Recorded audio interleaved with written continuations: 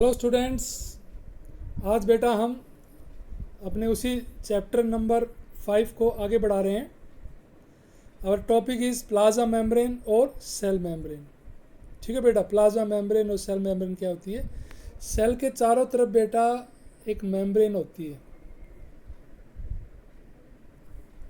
ये animal cell का diagram बनाया है मैंने। तो ये जो चारों तरफ मेम्ब्रेन है दिस कॉल्ड सेल मेम्ब्रेन। ठीक है, ये न्यूक्लियस है बेटा। तो प्लाज्मा मेम्ब्रेन या सेल मेम्ब्रेन एक ही बात है। सेल के चारों तरफ जो मेम्ब्रेन है that is called cell membrane. This is the outermost covering of the cell that separates the content of cell from the external environment. ये मेम्ब्रेन सेपरेट कर रही है बच्चों अंदर के कंटेंट को बाहर के कंटेंट से। सेपरेशन वॉल है, एक प्रकार की सेपरेशन वॉल है। तो प्लाज्मा मेम्ब्रेन अलाउ करती है, परमिट करती है एंट्री और एग्जिट ऑफ सम मटेरियल। कुछ मटेरियल जो सेल चाहती है वो एंटर कर सकते हैं और उनको बाहर भेज सकती है। सभी कुछ अंदर नहीं आ सकता। ठीक है, तो इसलिए इसको हम कहते हैं सेलेक्टिवली परमिएबल मेम्ब्रेन। क्या कहते हैं बेटा इसको? सेलेक्टिवली परमिएबल मेम्ब्रेन, क्योंकि ये सेलेक्ट करके चीज़ों को भेजती है। यहाँ तक आ गया आपको समझ? अब how does the movement of substance take place into the cell. Cell के अंदर सब्सटेंस का मूवमेंट कैसे होता है? ऑक्सीजन कैसे एंटर करती है, कार्बन डाइऑक्साइड कैसे बाहर निकालती है, पानी कैसे एंटर करता है, इसको बोलते हैं मूवमेंट ऑफ सब्सटेंस कैसे होता है। ठीक है बेटा, some substance like carbon dioxide और oxygen can move across the cell membrane. The process called diffusion. नजर आया आपको? एक डिफ्यूजन के द्वारा कार्बन डाइऑक्साइड बाहर आती है और ऑक्सीजन एंटर करती है सेल के अंदर। अब प्रश्न उठता है कि व्हाट इज डिफ्यूजन?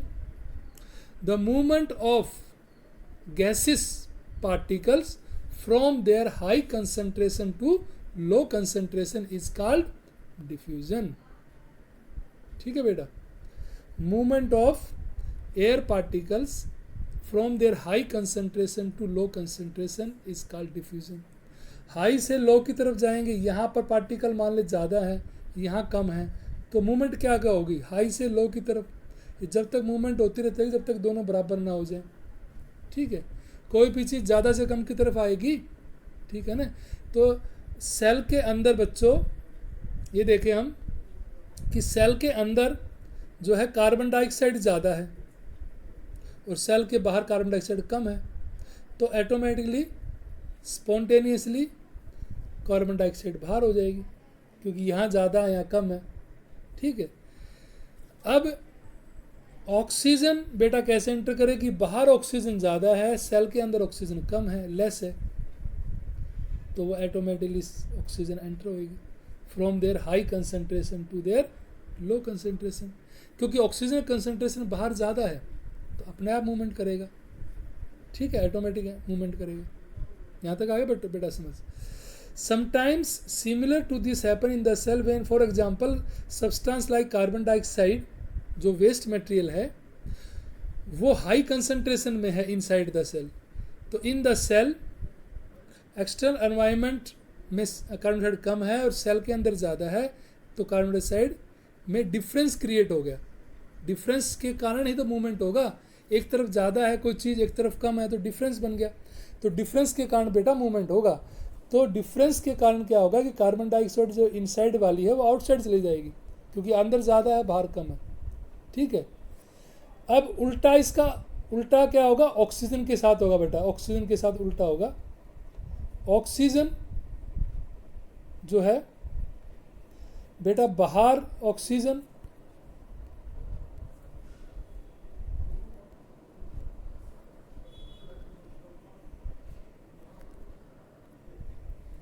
एक मिनट बेटा देखिए, एक मिनट। यस यस बेटा, ऑक्सीजन बाहर ज़्यादा है और सेल के अंदर कम है, तो क्या होगा? बाहर ऑक्सीजन ज़्यादा सेल में कम है, तो बाहर से अंदर की तरफ ऑक्सीजन एंटर करेगी। ठीक है बेटे, oxygen will enter from outer side to inter side. The movement this is called diffusion. ये डिफ्यूजन थी। अब बेटा आती है कि एक अगला टर्म हमारा ऑस्मोसिस। क्या बच्चों? ओस्मोसिस। ये देखो आप, हम पढ़ते हैं ओस्मोसिस क्या होता है, देखिए आप, ये है ओस्मोसिस। ओस्मोसिस में क्या होता है बच्चों की movement of water molecules from their high concentration to low concentration. जब गैसेस की बात कर रहे थे तो वो डिफ्यूजन थी, और ऑस्मोसिस में वाटर आ गया, लिक्विड आ गया। लिक्विड ज़्यादा से कम की तरफ जा रहा है, हाई कंसंट्रेशन से लो कंसंट्रेशन जा रहा है, तो वो क्या कहलाएगा? ऑस्मोसिस। तो सेल के अंदर पानी का मूवमेंट भी तो होता है, तो movement of water across the cell membrane is called osmosis. तो ये भी ऐसे ही होगा बच्चों कि सेल के बाहर अगर वाटर ज़्यादा है और सेल में वाटर कम है, लेस है, तो वाटर इसमें एंटर करेगा सेल में, और सेल का साइज इंक्रीज हो जाएगा। ठीक है, सेल का साइज इंक्रीज हो जाएगा। तो this is osmosis. Osmosis the passage of water. Osmosis क्या है बच्चों? Osmosis the passage of water from the region of high water concentration to the region of low water concentration through selectively permeable membrane. Membrane के थ्रू होगा ये भी। ठीक है, अब बच्चों हम पढ़ेंगे कि सॉल्यूशन बच्चों 3 प्रकार के होते हैं। There are 3 type of solution. एक है हाइपोटोनिक सॉल्यूशन, ठीक है बच्चों, एक है आइसोटोनिक सॉल्यूशन, और तीसरा कौन सा है? Hypertonic solution. हाइपरटोनिक सॉल्यूशन, इनको 1 बाय 1 पढ़ेंगे बेटा। सबसे पहले तो पता होना चाहिए व्हाट इज सॉल्यूशन क्या होता है। Solute, solute, solute plus solvent is equal to solution. ठीक है, solute plus solution is called solution. Solute किसे कहते हैं? सोल्यूट बेटा कहते हैं जैसे शुगर के पार्टिकल्स हैं या नमक के पार्टिकल हैं, सॉल्ट के, तो ये क्या कहलाएंगे? सोल्यूट। क्या कहलाएंगे बच्चों? सोल्यूट। ठीक है, और सोलवेंट किसे कहते हैं? सोलवेंट कहते हैं वाटर को। तो वाटर प्लस शुगर के पार्टिकल डाल दें जो सोल्यूट थे, तो शुगर के पार्ट सोल्यूट हैं, वाटर इज सोलवेंट, दोनों मिलके क्या बना? सॉल्यूशन। क्या बना बेटा? सॉल्यूशन। तो सॉल्यूशन 3 प्रकार के हैं, मैं बता देता हूँ आपको। हाइपोटोनिक सॉल्यूशन, पहले हम पढ़ेंगे हाइपोटोनिक सॉल्यूशन, फिर है आइसोटोनिक सॉल्यूशन, और लास्ट है हाइपरटोनिक सॉल्यूशन। तो सबसे पहले हाइपोटोनिक सॉल्यूशन क्या होता है? If the medium surrounding the cell has a higher water concentration than the cell. Cell के चारों तरफ अगर पानी ज़्यादा है, ये सेल है और बाहर पानी ज़्यादा है, तो क्या होगा? पानी बाहर से अंदर की तरफ एंटर करेगा, तो ऐसा सॉल्यूशन क्या कहलाएगा? Hypotonic solution. बाहर सेल के बाहर पानी ज़्यादा है और सेल के अंदर कम है, तो बाहर से सेल के अंदर पानी एंटर करेगा, जिससे सेल का साइज जो है बच्चों वो इंक्रीज हो जाएगा। सेल का साइज क्या हो जाएगा? इंक्रीज। इतना साइज था अब इतना बड़ा हो जाएगा, साइज का साइज इंक्रीज होगा, साइज स्वेलअप हो जाएगी। तो ऐसा सॉल्यूशन क्या कहलाएगा? हाइपोटोनिक।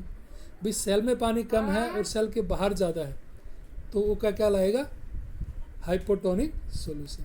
अब दूसरा एग्जांपल है बेटो आइसोटोनिक सॉल्यूशन का। If the medium has exactly, if the medium water molecules free across the cell membrane and enter into it, तो ये स्वेलअप होगी। ये तो बताया था मैंने हाइपोटोनिक सॉल्यूशन में। ठीक है बेटा, अब हमारा नेक्स्ट है आइसोटोनिक सॉल्यूशन। आइसोटोनिक सॉल्यूशन क्या होता है? आइसोटोनिक सॉल्यूशन में बच्चों जब वाटर कंटेंट सेल में जितना है उतना ही बाहर हो, तो न तो सेल के अंदर पानी आए और न सेल में पानी जाए, तो वो कहलाएगा आइसोटोनिक सॉल्यूशन। जितना सेल के अंदर पानी है उतना ही बाहर है, तो न तो पानी एंटर करेगा न सेल का पानी बाहर जाएगा, तो वो सॉल्यूशन कहलाएगा आइसोटोनिक, इक्वल। ठीक है बेटा, तीसरा सॉल्यूशन है हमारा हाइपरटोनिक सॉल्यूशन।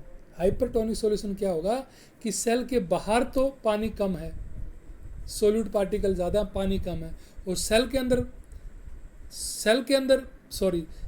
अंदर पानी ज़्यादा है और सेल के बाहर पानी कम है, तो ये सॉल्यूशन क्या कराएगा? हाइपरटोनिक सॉल्यूशन, कि सेल के अंदर पानी ज़्यादा है और सेल के बाहर कम है, तो क्या होगा, सेल का पानी बाहर की तरफ आएगा, क्योंकि सेल के अंदर तो पानी ज़्यादा है और सेल के बाहर पानी कम है, तो सेल का पानी मूवमेंट करेगा ओस्मोसिस के द्वारा।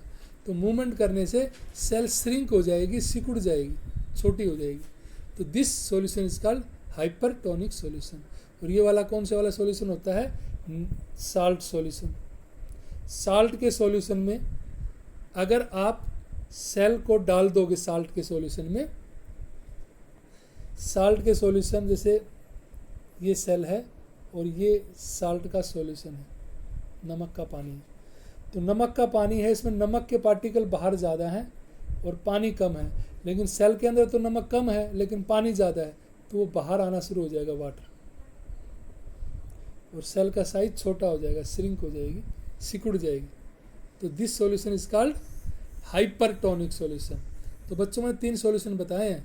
वन इज़ हाइपोटोनिक सॉल्यूशन, जिसके कारण सेल का साइज़ बड़ा हो जाता है, क्योंकि बाहर पानी ज़्यादा है, सेल में कम है, तो पानी बढ़ता जाएगा और सेल का साइज़ बड़ा हो जाएगा।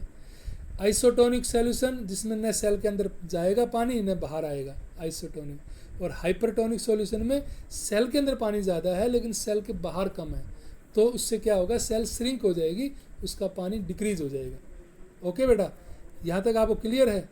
ओके, थैंक यू बेटा।